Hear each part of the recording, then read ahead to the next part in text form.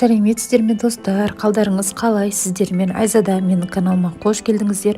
Бүгін біз сіздермен огонек немесе кобраның ешқандай қайнатуды қажет етпейтін қыстай осындай пластикалық бөтелкеде сақталатын өте дәмді рецептімен бөлісетін боламын.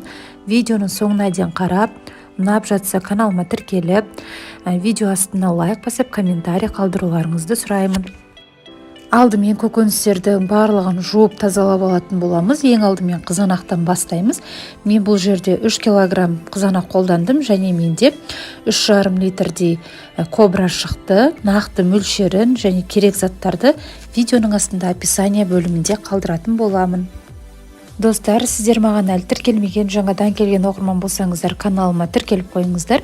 Арнамнан міндетті түрде өздеріңізге ұнайтын рецепт табатындарыңыз сөзсіз.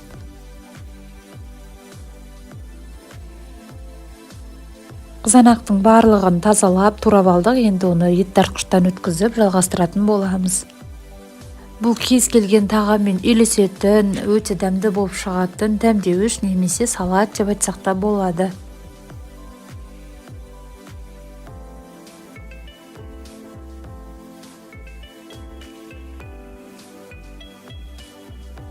Қызанақтың барлығын тартып болдық. Енді кезекте ашты бұрыш пен сарымсақты тартатын боламыз.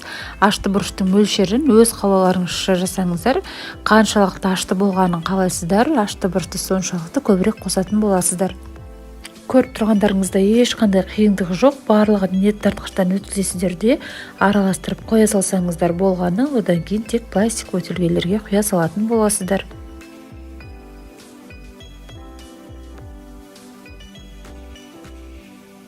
Ал енді осының үстінен хреннің тамырын тартатын боламыз.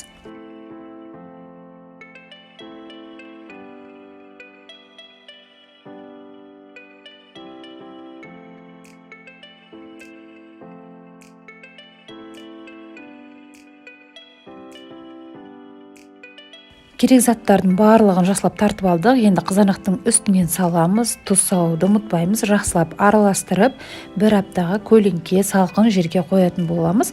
Және күнделікті араластырып тұруды ұмытпаймыз. Осылай бір аптада тұрғанның арқасында біздің қызанақтың қышқылы жақсылап басылады, артық газдары шығады және солай бөтелкеде сақталатын болады. Көкөністердің маусымы аяқталмай, қыс мезгіліне көптеп жасап қоюға кеңес беремін. Өте дәмді болып шығады. Міндетті түрде кез келген тамаққа қолдана алатын боласыздар. Дайын түрі мінекей осындай болады. Менікі бір апта тұрды, күнделікті араластырып тұрдым және де осылай пластик бөтелкелерге құйып қойдым. Барлықтарыңызға ас болсын.